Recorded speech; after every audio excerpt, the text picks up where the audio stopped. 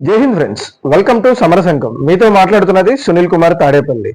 ఒక మనిషి తన యొక్క ఎడ్యుకేషన్ క్వాలిఫికేషన్ కంటే, తన ఫ్యామిలీ బ్యాక్గ్రౌండ్ కంటే, తను ఒక లక్ష్యం ఎంచుకొని జీవితంలో ఆ లక్ష్యం వైపు సాగుతున్నప్పుడు ఆ ప్రయాణం విసిరే సవాళ్ళు, ఆ ప్రయాణంలో భాగంగా నువ్వు సంక్షోభాలు ఎదుర్కొంటూ ఉంటావు. ఆ సంక్షోభంలో వచ్చేటువంటి ఆటుపోట్లు నువ్వు ఎప్పుడైతే వెన్ను చూపకుండా రొమ్ము విరిచి ఎదుర్కొంటావో నువ్వు ఒక కొత్త నాయకుడిగా అవతరిస్తావు. నీలో నీకు తెలియకుండానే ఒక కొత్త అయినటువంటి లక్షణాలు నీకు అలవాటు అవుతాయి. దాంట్లోనే నువ్వు ఒక కొత్త నాయకుడిగా అవతరిస్తావు. దీనికి ఎగ్జాంపులే నారా లోకేష్ గారు. నేను ఎందుకని నారా లోకేష్ గారిని ఇలా అంటున్నాను అని ఈ వీడియోలో చెప్పబోతున్నాను. నా కంటెంట్ కానీ మీకు నచ్చితే please like, share and subscribe. ఇంకా వీడియోలోకి వెళ్ళిపోతే, నారా లోకేష్ గారిని నేను పడిలేసిన కెరటం అని నేను ఎందుకు అంటున్నాను అంటే, నారా లోకేష్ గారు రాజకీయాల్లోకి చాలా ఈజీగా వచ్చేసారండి, తేలిగ్గా వచ్చేసారు. ఆయనకి పెద్ద అంత కష్టం విలువనే తెలియదు.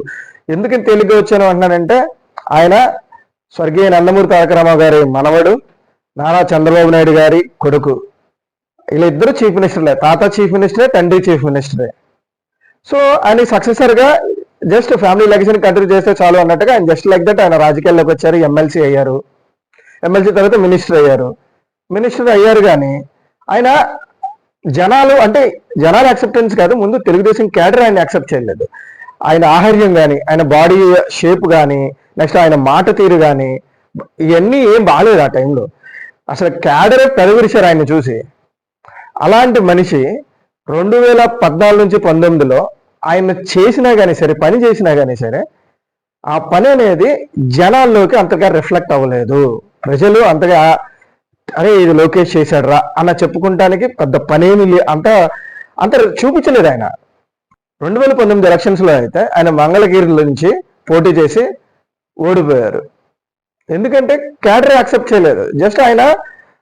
జస్ట్ లైక్ చంద్రబాబు నాయుడు గారు కొడుకుగానే వచ్చారు. ఎలక్షన్స్ 3-4 నెలల ముందు వెళ్ళి పనిచేయరు. 3-4 నెలల ముందు కాదు, జస్ట్ 2 months ముందు వెళ్ళి నియోజకవర్గాన్ని కన్ఫర్మ్ చేసుకుని 2 months జస్ట్ అలా చేసి వచ్చేసారు అంతే. జనాలు కూడా యాక్సెప్ట్ చేయలేదు ఆయన, ప్రజలు కూడా, ఈవెన్ మంగళగిరి ప్రజలు కూడా. కానీ 2019 నుంచి 24 మధ్యలో ఆయన ఎదుర్కొన్న కష్టాలేంటి, సవాళ్ళేంటి, వాట్ నాట్, ఆయన ఆ సంక్షోభంలో వెన్ను చూపించకుండా రొమ్ము చూపించి ఒక నాయకుడిగా అవతరించాడు.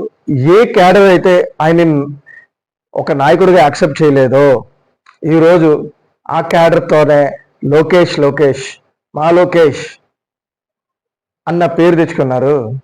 మాకు సక్సెసర్ వచ్చాడు అన్న పేరు తెచ్చుకున్నారు.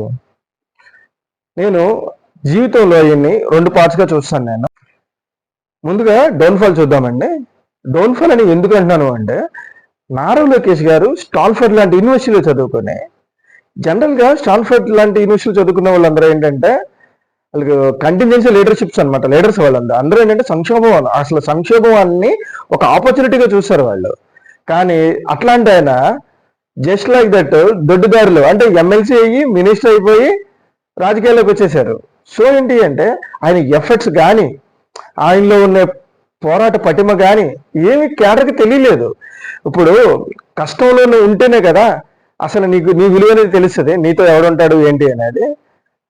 కానీ ఆయన ఈజీగా వచ్చేసాడు, తేలిగ్గా. సో ఏంటి అంటే అరే కొడుకు కదరా ఆయన, డైరెక్ట్గా వచ్చేసారు, ఇంకా మనం యాక్సెప్ట్ చేయాల్సిందే అని క్యాడర్ అనుకున్నారు. క్యాడర్ కూడా ఆయన ఒక నాయకుడిగా కంప్లీట్గా యాక్సెప్ట్ చేయలేదు. ఎందుకంటున్నాను అంటే, ఇంకోటి, అసలు తెలుగుదేశం పార్టీ అనేది భాషాభిమానం మీద, ఆత్మగౌరవం మీద పుట్టిన పార్టీ అండి. అలాంటిది నారా లోకేష్ గారు తెలుగు స్పష్టంగా మాట్లాడకపోవడం అది ఒక డ్రాబ్యాక్ అండి ఆయనకి. ఈ వర్ధంతికి జయంతికి తేడా తెలియకపోవడాలు ఇలాంటివి చాలా జరిగినాయి. పాపం ఆయనకి తెలుగు కూడా అంత పర్ఫెక్ట్గా రాదు. ఎందుకంటే ఆయన అంత ఇంగ్లీష్ మీడియంలో చదువుకుని వచ్చిన మనిషి కాబట్టి ఆయన ఇది ఎదుటి వాళ్ళకి, ప్రత్యర్థులకి ఈజీ అండి. ఏంటంటే ఒక ఆయుధం అయింది.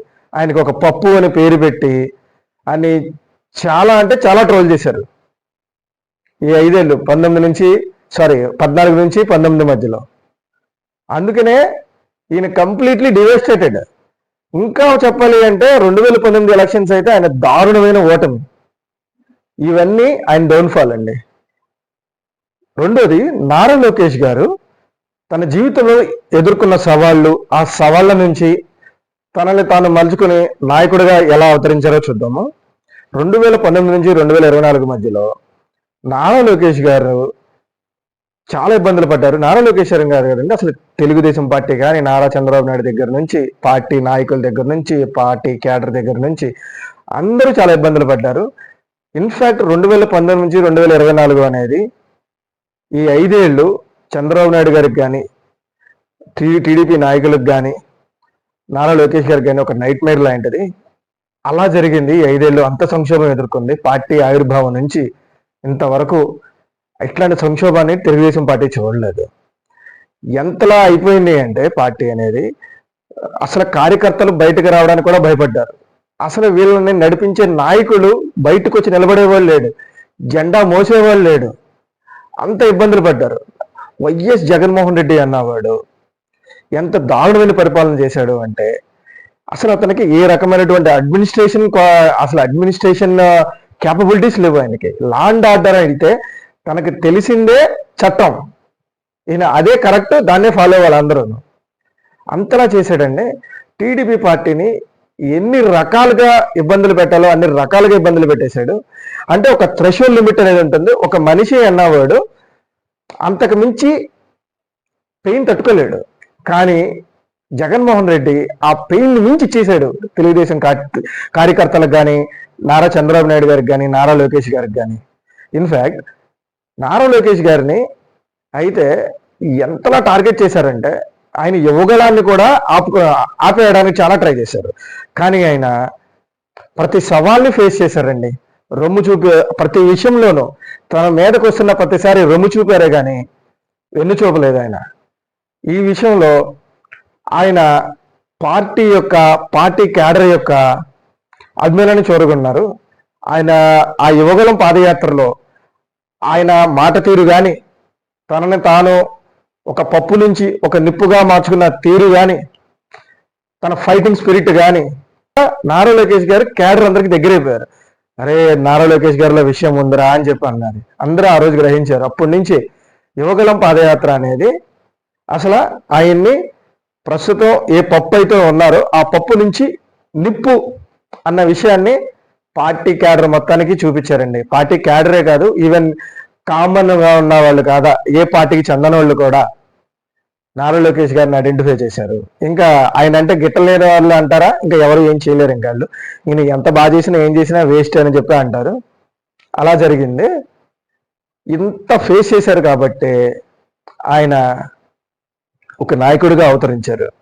ఇంకా చెప్పాలి అంటే, ఈ టైంలో తన తల్లిని అసెంబ్లీలో ఎంతలా అవమానం చేశారు అంటే ఇంకా అందరికి తెలిసిందే అది. In fact Nara Chandrababu Naidu press meet పెట్టి మరీ ఏడ్చారండి. ఆయన అంతలా ఇబ్బంది పడింది పార్టీ అనేది. ఈయన అక్కడి నుంచి పార్టీ ఎత్తుకుంది. ఈయన అప్పటి నుంచి. ఇంకోటి, ఈయన చేసింది అల్లా ఏంటి అంటే ఒక చిన్న మిస్టేక్ చేశారండి. ఏంటి అంటే, చంద్రబాబు నాయుడు గారిని అరెస్ట్ చేసినప్పుడు ఈయన ఢిల్లీలో ఉంటాం. బట్ ఒక పెద్ద యుద్ధం గెలవాలి అంటే ఒక చిన్న యుద్ధం ఓడిపోవడం బెటర్ అనేది పొలిటికల్ స్ట్రాటజీస్లో అందరూ వాడుతూ ఉంటారు. ఆ రోజు నారా చంద్రబాబు నాయుడు గారిని పెట్టినప్పుడు పార్టీ అనేది నాయకుడు లేకుండా చల్లా చెదురైపోయిందండి. తీవ్రమైన నైరాశ్యం, నిస్పృహతులతో ఉంది. ఆ రోజు పవన్ కళ్యాణ్ గారు వచ్చి కొంత ఊపిరిచ్చారు.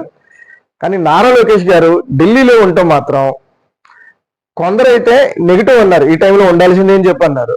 కానీ జగన్మోహన్ రెడ్డి లాంటి వాడు ఏం చేస్తాడో కూడా తెలియని, గెస్ చేయలేని అప్పుడు ఉన్నప్పుడు, నీ ప్రత్యర్థి అంత స్ట్రాంగ్గా ఉన్నప్పుడు నువ్వు ఒక చిన్న యుద్ధం ఓడిపోవడంలో తప్పు లేదు. అసలు అతను ఏంటి తెలుసుకుంటానికి, అతని స్ట్రాటజీ ఏంటి తెలుసుకుంటానికి, ఆ స్ట్రాటజీని ఆయన అక్కడ వాడి ఢిల్లీలో ఖాళీగా కూర్చున్నారా?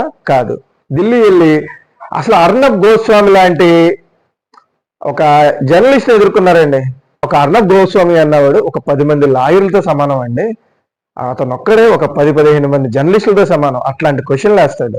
అసలు అతను ఇన్వెస్టిగేషన్ ఆఫీసర్ అతనే, జడ్జి అతనే, లాయర్ అతనే, ఈయన అన్ని అతనే. అంతలా ఉంటది. అలాంటి ఆయన కూడా ఆయన ఫేస్ చేశారు. ఇవన్నీ ఆయనలో ఉన్నటువంటి ఫైటింగ్ స్పిరిట్ ని బయటకు చూపించింది. అరే మన వాళ్ళ విషయం ఉంది అని పార్టీ క్యాడర్ యాక్సెప్ట్ చేసింది ఆయన్ని. ఇప్పుడు పార్టీ క్యాడర్ అంతా మా లోకేష్ మా లోకేష్ మా లోకేష్ అంటున్నారు. ఆయన అలా అవతరించారు ఒక నాయకుడిగా. అందుకనే సంక్షోభం అనేది రాజకీయాల్లో ఉన్నవాడికని కాదు, ఏ రంగంలోనే సరే నువ్వు ఎంచుకున్న రంగంలో నువ్వు సంక్షోభంలో ఉన్నప్పుడు అందరూ వెన్ను చూపి పారిపోకూడదండి, రొమ్ము చూపి నిలబడాలి. అప్పుడు అది నీకు ఒక ఆపర్చునిటీ అవుతుంది. నువ్వు ఆ సంక్షోభంలో నువ్వు ఎదుర్కొన్న ప్రతి సవాళ్ళు నిన్ను ఒక నాయకుడిగా ఎదిగేలా చేస్తుంది. నీలో కొత్త కొత్త లక్షణాలు, కొత్త కొత్త థాట్స్ పుట్టేలా చేస్తుంది. ఇవన్నీ ఎదుర్కొని నారా లోకేష్ ఒక నాయకుడిగా అవతరించారండి. నా కంటెంట్ కానీ మీకు నచ్చితే please like, share and subscribe. Thank you.